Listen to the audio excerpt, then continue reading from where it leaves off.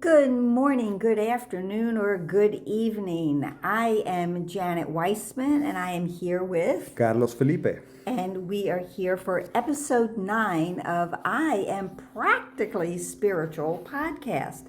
And once again, I'm more than thrilled, we are more than thrilled to announce that today's episode, is sponsored by The Love Ladders, a collection of jewelry, small sculptural works, where every piece shines as a reminder of love's true presence. And we're also so very grateful for the support of the Forgiveness Piece, a sculpture project devoted to forgiveness. You'll hear more about that word.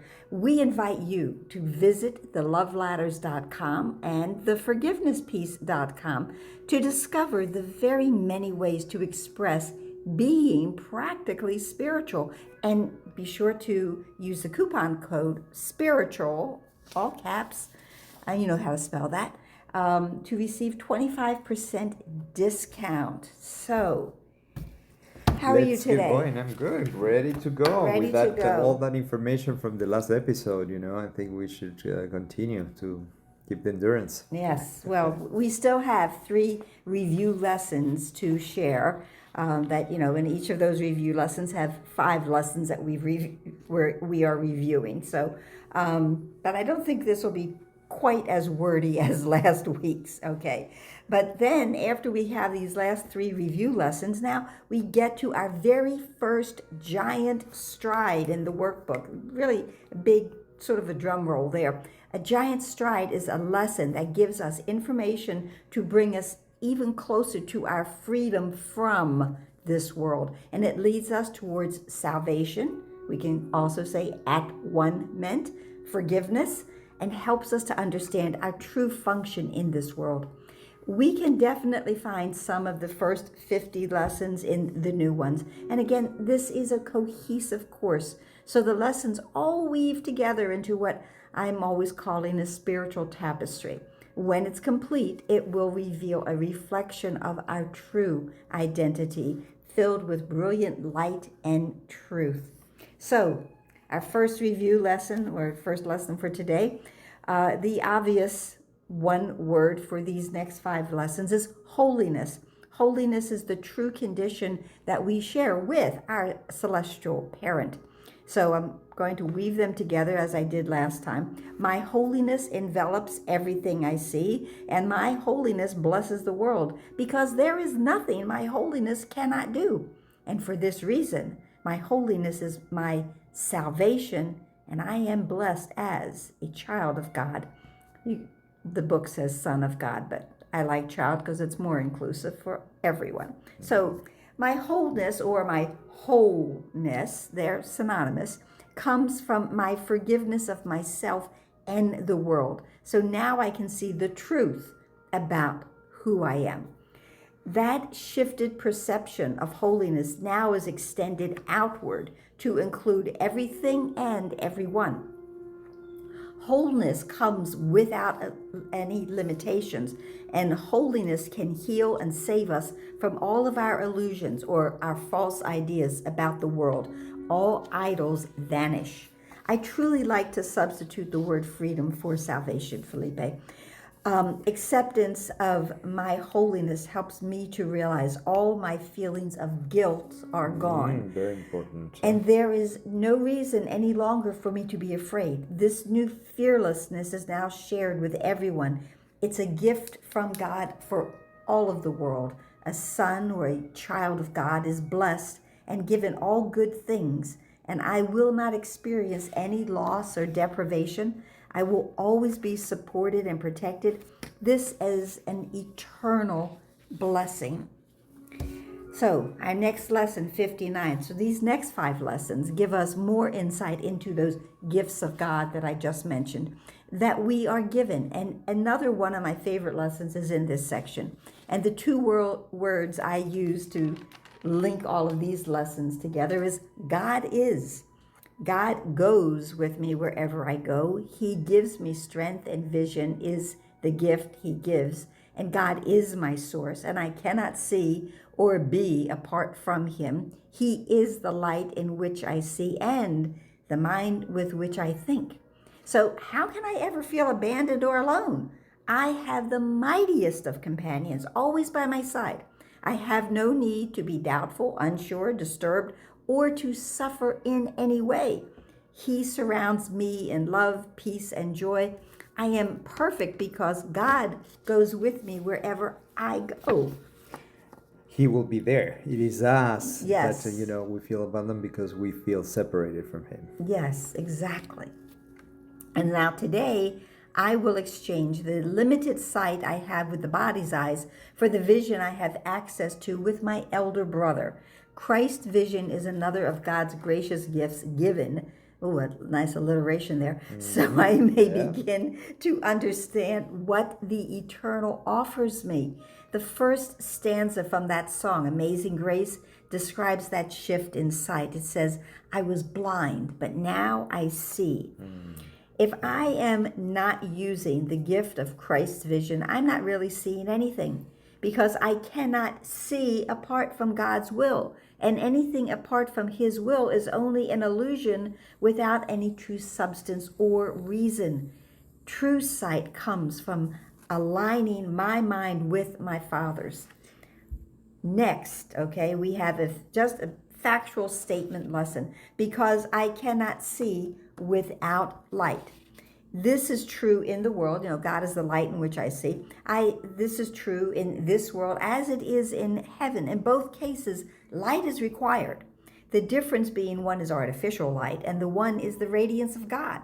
When everything I look upon is bathed in a heavenly light, I will see truly, and it will be a happy world that I look upon. All real thoughts, and those are capital letters there, okay, are in the mind of God. My true thoughts are found there. My mind and God's are one, and my thoughts and his are also one. And therefore, his will, at the end of the day, is the same as our will. And the other way around, our will is his will. Yes. And God's will for us is to be happy. So, okay, so here is the last review lesson, and from the first 50 lessons. We have 2 more God is lessons, and then 3 that I see as simply stating facts for us to ponder and then eventually accept. God is the love in which I forgive, and his is the strength that I can always trust. So indeed, there is nothing to fear, and his voice speaks to me all through the day, and I am supported, sustained by the love of God. So this lesson gives us a radical idea that differs from most Christian religions. It tells us God has never condemned us or judged us harshly. We do not have to supplicate or beseech God to forgive us. He sees our perfectness, and through the practice of forgiveness, we will see it also. There's a wonderful line in this lesson that describes forgiveness. It says, it is the reflection of God's love on earth. And it truly is. So now our final God is lesson, for now, spoiler alert there, is again about the strength of God. Forgiving is unnatural to the ego mind. To the ego, it makes absolutely no sense because the ego believes I have been wronged. So in order to forgive, I need strength I do not possess. It comes to me from my Father. I can forgive because his strength is in me and it shows me his reflection on earth. See, from the previous lesson. The wonderful gift I receive through forgiveness is I begin to remember God's love for me and in me. I had forgotten, but now I remember. And the next review lesson simply, again, states a fact. In truth, there's nothing to fear. Now, in this world, we are sometimes paralyzed with fear. We can perceive danger at every corner and twist and turn of ego land. The original presentation of this lesson gave us that zinger line.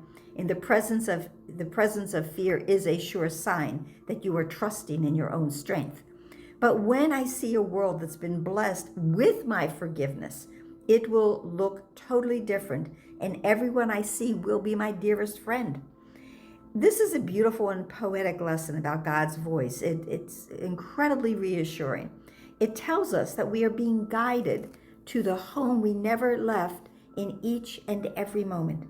We're always walking towards truth, and that's the only place I want to go. And the final review lesson is also a lesson of empowerment and reassurance. As I accept and use the gifts I have been giving, God's gifts, vision, forgiveness, and light, I now see a world that is as He chooses for His child to experience. And I remember my own sinlessness. Okay, so now we start new lessons. All right. And that first one is a giant stride, as I had mentioned. I am the light of the world. Love that. And here's another statement of truth. There is nothing to fear, and you are the light of the world. So the other statement of truth, there's nothing to fear, and now I'm the light of the world. Because this is a totally different way to think about ourselves. We may immediately deny it. However, this idea, this truth, came from God. So it must be a fact. Side note, I'm asked often, how do we know it's a giant stride? Well, it states that in the lesson in paragraph 3. All of the giant strides have have that information within them so that we always know they're there. So this new thought, I am the light of the world, is the answer to every illusion we have ever had about our identity. This lesson also introduces us to the idea of our function in this world and in salvation, also known as freedom. I am the light of the world. That is my only function. That is why I am here. This giant stride is propelling us closer to understanding we have a part to play in salvation and we have that power to accomplish it. Our next lesson, 62, forgiveness is my function as the light of the world. Now, we were already instructed that forgiveness is the great need of this world. That was from lesson 46. And the reason is only forgiveness can bring the dark to the light. It's never the other way around. The light doesn't go to the dark. The dark must come to the light. And when we forgive, we call to and receive the strength of our holiness.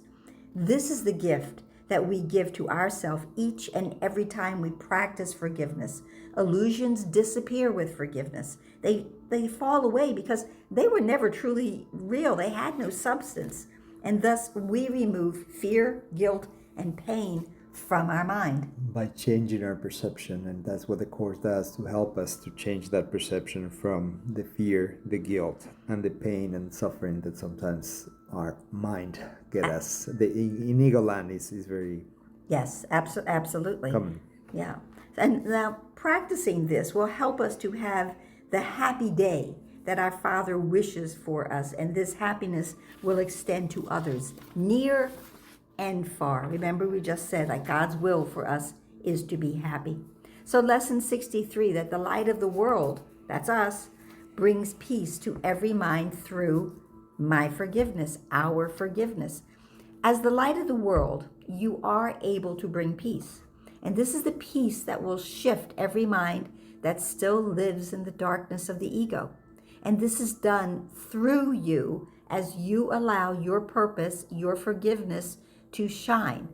Lesson 37, your purpose is to see the world through your own holiness. That's a line from that one. We must use and accept our function for the purpose we were given it. If we don't use it, if we don't use this purpose, to be this light, bring peace, it's going to just be like, that French class we took in high school. I love that. It's forgotten. However, the consequences of forgetting our function is that we leave the Son of God in hell. And that's really a lot more impactful than forgetting French. It's helpful. We try to be practical here. Yeah, and you have to recommit to that function. It's very important. That's what we're looking for, and that will realign us to that function, to be committed. Absolutely. And it's helpful to remember that forgiveness is synonymous with salvation. So when we say forgiveness is my function, we can also say salvation is my function, which will be said in a later lesson. Another spoiler And alert. I like also how you related forgiveness to freedom. Right. Okay, freedom. And Yeah, think that's it's the same thing. they're all one. So now the last lesson we're going to review today is, or talk about today, is let me not forget my function. So now we're starting to look at bodies. With this lesson, we're starting to look at bodies different and how we use them in a different way. And bodies were made as a temptation to keep us from remembering our connection to God. But bodies provide us with all kinds of distractions because they're form, and all form does that. However, the Holy Spirit has another plan, and therefore anything that the ego would use to keep us from our function can now be repurposed to be used for salvation, our freedom, including bodies. So paragraph 3 in this lesson is one of those times when previous lessons are all revisited and woven together to offer a complete picture, because in it says about, what is our function, and it's to be the light of the world. And then who gave us this function? Well, God did. And the only reason we doubt this is because the ego's arrogance is telling us we can't be that, and the fear from the ego that makes us feel unworthy of the function. But the world is waiting for us to accept our function and forgive so we can escape all of those temptations and illusions. And then our happiness will be known when we fulfill God's function for us. Happiness is inevitable, and I love that word here because it's God's will and His promise, and we're constantly choosing for happiness or unhappiness. So we can see in this lesson, as in most, if not all, overtones of previous lessons. Today we can certainly see how lesson 37, My Holiness Blesses the World, plays a part in today's lesson. So that's it. Now, Carlos Felipe, Yes. what's our next homework assignment? I think, it's a great way, the way the lessons have gone, and for us to see that our light, right, and our function, what it is. But here we are again. Sometimes we have difficulties, so we have to look at the resistances. And today I think we wanted to put a light a little bit on guilt. That's a big anchor for all of us, and even in religions and even in the ego land is kind of one of the foundations for everything to hold together with guilt. So if it's all right, I wanted to see, it's time to look at where guilt came from. How did it start? That would be a good way to get into our assignment. So why don't you comment to where did guilt came from? Well, guilt is, I call it, we don't have sin, but we do have mistakes and errors. And guilt is like the original mistake that we made from that tiny mad idea when we believed for that nanosecond, it only had to be that short, that we had separated, we had left God, we had left our Father, we'd left heaven. And then we felt bad about it. So this is where guilt originates from, that we feel that, we hurt our Father. Yeah, and I think it's very important to just mention that because how deep it is, where it's coming from. So even in the unconscious is right there is a big anchor. So the assignment for this week would be to for you to contemplate that concept about guilt and how also it appears in your life. Little things, don't go with the big things, but just see the day-to-day how guilt affects your day, how it blocks you from that perfect day, that happiness that we're looking for, and the resistance. So we invite you in this week to look at guilt and just be the observer of it, because it's very important, and it's a foundational thing that to move forward, to move to the next steps, we need to realize and see how guilt is present. Right. Where are we finding guilt in our life? That's the perfect assignment. So that's your assignment, guys. Don't get too guilty about it. Just look at it, all right? Don't submerge on it, all right? That's it. So it. We are complete for episode 9 of I Am Practically Spiritual podcast. And just, as always, remember to breathe and smile. Yeah, and thank you for being here, guys. Thank you so much.